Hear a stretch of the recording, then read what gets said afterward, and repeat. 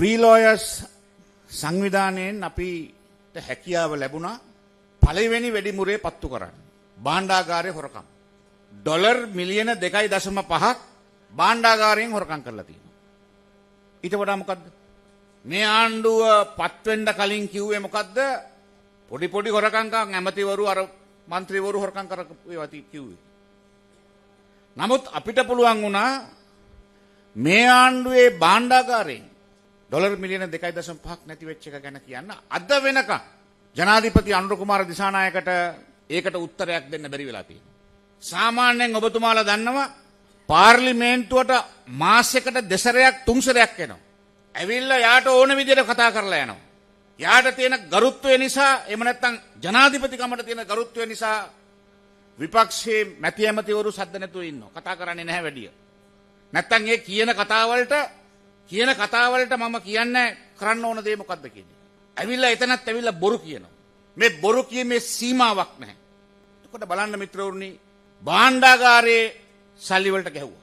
මහ බැංකුව ගත්තාම මහ බැංකුවට කියන්න පුළුවන් වුණාද ඩොලර් එක අද රුපියල් 350 360ට යනවයි කියන එක පුරෝකතනයක් මහ බැංකුවට කරන්න පුළුවන් වුණාද? මහ බැංකුවට ඒක කරන්න බැරි වුණා. එතකොට දැන් මේ ඩොලර් එක කොතනින්ද කෙලවර වෙන්නේ? මේක 375ට 400ට ගියොතින් එහෙම මේ රටේ ජනතාවගේ ජීවන වියදමට මොකක්ද වෙන්නේ කියන එක දන්නවද? පෙට්‍රල් වල මිල කොච්චරකින් වැඩි වෙයි කියලා දන්නවද? මේකක්වත් මහ බැංකුව මේවා දැකලා නැහැ. මේවා ඉන්නේ ඔක්කොම ඊ타ත්ම දක්ෂ නිලධාරීන් කියන කණ්ඩායමක් තමයි මේවා ඉන්නේ. නමුත් ඒ දක්ෂ නිලධාරීන් අතරට මොකක්ද කරලා තියෙන්නේ? මේගොල්ලොන් ගිහිල්ලා දාලා තියෙනවා ඒගොල්ලොන්ගේ හෙන්චයියෝ. ඒ හෙන්චයියෝ එතෙන්ට විතරක් නෙමෙයි ප්‍රාදේශීය සභාවට විතරක් නෙමෙයි ගමේ මරණාධාර සමිතියත් එක්ක දාලා උන් තමයි රහස් දෙන්නේ පළවත්තට. ඒතර මොකද්ද වෙන්නේ? සම්පූර්ණයෙන්ම යාන්ත්‍රණය අකර්මණ්‍ය වෙලා තියෙන්නේ. සමහරක් වෙලාවට ඩ්‍රයිවර් කෙනෙක් වෙන්න පුළුවන්. සමහරක් වෙලාවට පියන් කෙනෙක් වෙන්න පුළුවන්. පළවත්තේ නියෝජිතයා. ඒ පළවත්තේ නියෝජිතයට ඕන විදිහට තමයි අද කාර්යාල සියල්ලම වැඩ කරගෙන යන්නේ. ඒකට බලන්න මිත්‍රවරුනි. භාණ්ඩාගාරයට කරගන්න බෑ භාණ්ඩාගාරයට දැම්මේ කවුද? ජනාධිපතිතුමාගේ හිතවතෙක් සූර්යප්පෙරුම කියලා. අද වෙනකන් සූර්යප්පෙරුමට විරුද්ධ වචනයක් කියලා නැහැ. මහ බැංකුව ගත්තාම මහ බැංකුවට දැන් ඩොලර් එක වැටෙන එකේ පුරෝකතනයක් කරගන්න බෑ. එතකොට අන්න රටේ ප්‍රධානම ආයතන දෙකක් සම්පූර්ණයෙන්ම කඩා වැටලා තියෙනවා. දැන් ගන්න පොලිසිය මං අහන්නේ අද සාමාන්‍ය පුරවැසියෙකුට පොලිසියකට ගිහිල්ලා සාධාරණයක් කරගන්න පුළුවන්ද? අද පොලිසිය වල ඉන්න OIC වරු දේශපාලඥයා කියන එක්කෙනා දන්නෙත් නැහැ, ගණන් ගන්නෙත් නැහැ. ඒගොල්ලන්ට වැඩකුත් නැහැ. අපේ කාලේ සමහරක් වෙලාවට ප්‍රදේශීය മന്ത്രിවරයාට අවශ්‍ය පොලිස් නිලධාරියෙක් ගෙනලා දාගත්තා. ඒකට අපි දොස් කිව්වා. නමුත් අඩු ගානේ පොලිස් නිලධාරියා ඒ ප්‍රදේශීය മന്ത്രിවරයාට බය වැඩ කරා. ප්‍රදේශීය മന്ത്രിවරයා සමහරක් වෙලාවට කතා කරලා කියනවා ආවලාට අපේයක් දෙන්නයි කියලා කියනවා. ඉතින් ඕවා අපි පිළිගන්නේ නැහැ. අපි ඒක අනුමත කරන්නේ නැහැ. නමුත් ඒ වගේ පොඩි පොඩි දේවල් සිද්ධ වුණා. නමුත් අද මොකද්ද වෙලා තියෙන්නේ? අද පොලිසිය නිලධාරී එකෙක් ගණන් ගන්නේ. අද කාන්තාවක් ගියොත් එහෙම ලිංගික අල්ලාසිල්ලන තත්ත්වයටපත් වෙලා තියෙනවා. අද සල්ලි දීලා ඕන දෙයක් කරගන්න පුළුවන් වෙලා තත්ත්වයකටපත් වෙලා තියෙනවා. එන්න මේක තමයි පොලිසිය. අද ගන්න CID එක. අද CID එක ගන්න. CID එක ගත්තාම ඒකේ ශානි අබේසේකරට ඕන විදිහට තමයි වැඩ කරන්නේ. විපක්ෂයට ඕන විදිහට නඩු දානවා. සාක්ෂි තිබුණත් නැතුව නඩුව දානවා. ආණ්ඩු පක්ෂයකට ගත්තාම බී රිපෝට් එක දානවා සැකකාරයෝ කවුරුත් ගන්නෙ නැහැ. මොකද මේක අපිට කියන්න පුළුවන් මොකද අපි මේවයි පැටලිලා ඉන්න නිසා. අද හයේ පෙළපොත ගත්තාම හයේ පෙළපොත buddy.com කියලා වෙබ්සයිට් එකක් අසභ්‍ය වෙබ්සයිට් එකක් පෙළපොතට ඇවිල්ලා පෙළපොත අච්චු ගාලා මිලියන 80 ගාණක් රාජ්‍ය මුදල් වැය කරලා ඒ පෙළපොත එළියට දාගන්න බෑ. අපේ උලපනේ සුමංගල හාමුදුරුවෝ තමයි ගිහලා ඒකට පැමිණිලි කරේ. ඒ නඩුවේනේ මම පෙනේ හිටනවා. අද වෙනකන් අපි නායක ස්වාමීන් වහන්සේලා අද වෙනකන් එක සැකකාරයෙක් ගරු අධිකරණයකට ඉදිරිපත් කළා නැහැ. විපක්ෂේ වුණා නම් මේ සියලු දෙනාම නම සඳහන් වෙච්ච සියලු දෙනාම ගෙනල්ලා මේ වෙනකොට හිරේ දාලා ඉවරයි. ඉතින් මේක තමයි CID එක. ඉතින් මේ වගේ ගත්තහම දැන් හැම ආයතනයකටම ඇඟිලි ගගා එනවා. අපි ස්තුතිවන්ත වෙනවා මේ අවස්ථාවේදී දයශ්‍රී ජයසේකර මහත්මයාට පසුගිය දින පාර්ලිමේන්තුවේ ඉතාමත්ම වැදගත් කතාවක් එතුමා ඇදලා ගත්තා. අපි හිතුවේ මොකද මේකයි නීතිඥවරු හැටියට අපිත් දැන් පොඩ්ඩක් බයයි කතා කරන්න. ඇයි? අධිකරණය අපහාස කරා කියලා ඕනනම් ඇතුළට අරන් දාන්න පුළුවන්.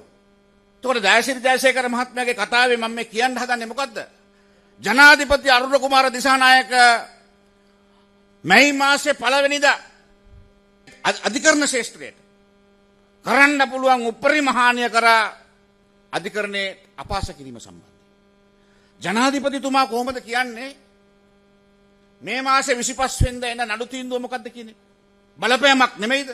ඕක අපි කරා නම් එහෙම අපි මේ වෙනකොට අත්අඩංගුවට අරගෙන අධිකරණයට අපහාස කිරීම සම්බන්ධයෙන් නඩු දාන්නේ නැද්ද? එතකොට පුරවැසියට සාමාන්‍ය මිනිහට නැති අයිතියක් අද ජනාධිපතිතුමාට තියෙනවා. ජනාධිපතිතුමාට පුළුවන් අධිකරණයට අපහාස කරන්න. අධිකරණයට අපහාස කරලා එතුමා යහමින් ඉන්නවා. ඒ විතරක් නෙමෙයි. එතුමා දැන් මොකද්ද කරන්න හදන්නේ? ඒකට පැමිණිල්ලක් දැම්ම ෆ්‍රී ලෝයර්ස් සංවිධානය. පැමිණිල්ල දානකොට දැන් මොකද්ද කරන්න හදන්නේ? අග්‍ර විනිශ්චයකාරතුමාගේ කාලය දීර්ඝ කරන්න හදනවා. අවුරුදු 2කින්. ඒක අල්ලසක් නෙමෙයිද? ඒක අල්ලසක් නෙමෙයිද? එතකොට අපි පැමිණිල්ල දාලා තියෙනවා අධිකරණයට අපහාස කිරීම සම්බන්ධයෙන් අග්‍ර විනිශ්චයකාරතුමාට.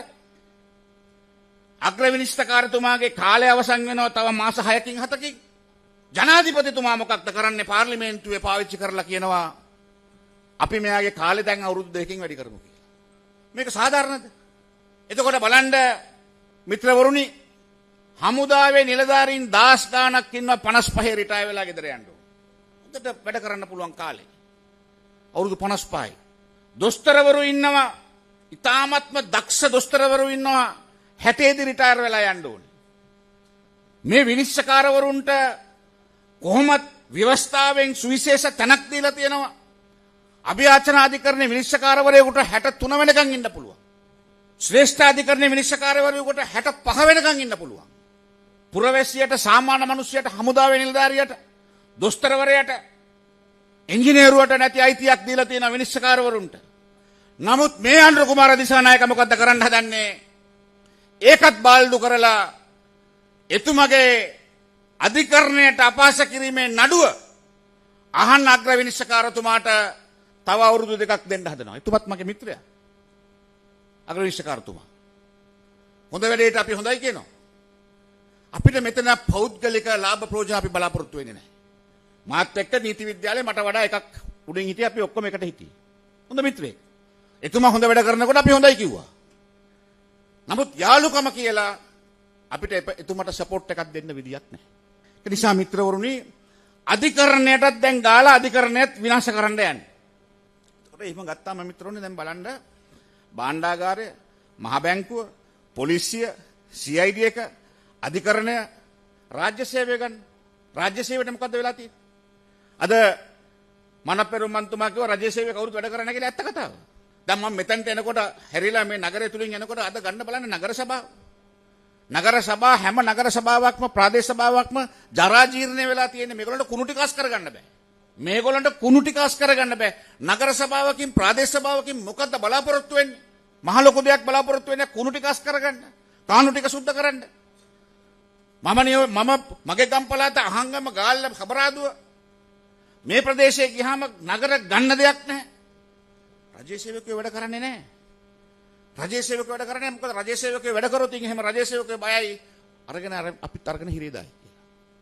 එතකොට මිත්‍රවරුනි, මේ විදියට මේ රට සම්පූර්ණයෙන්ම දැන් අකර්මණ්‍ය වීගෙන එන්නේ.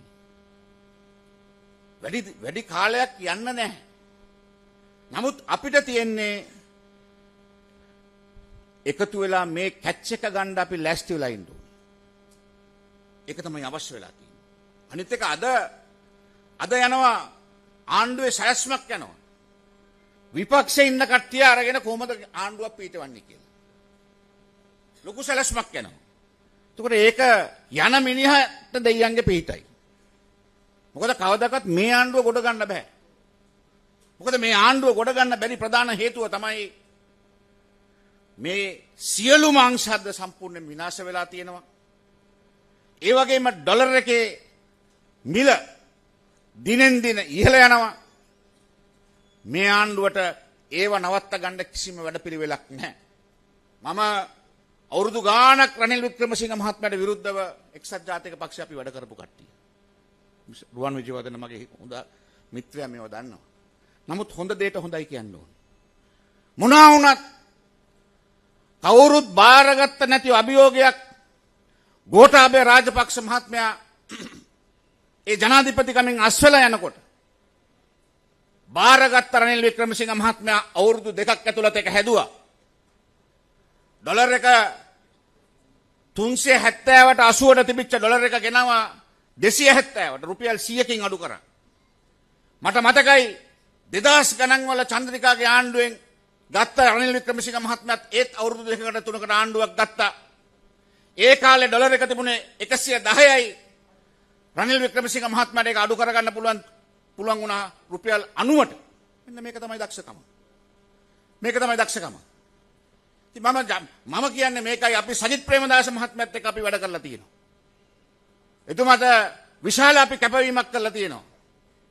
එතුමා පහුගිය දවස්වල ගිහලා මං හම්බෙලා කිව්වා එකතු වෙලා මේ ගේම් එක අපි ගහමු. වැඩේ කරලා පෙන්නපු මිනිහට පොඩි chance එකක් දීලා රනිල් වික්‍රමසිංහ මහත්මයාත් එක්ක එකතු වෙලා මේක අපි කරමු. මොකද මේ රට අඳුරට ගොඩ ගන්න බෑ.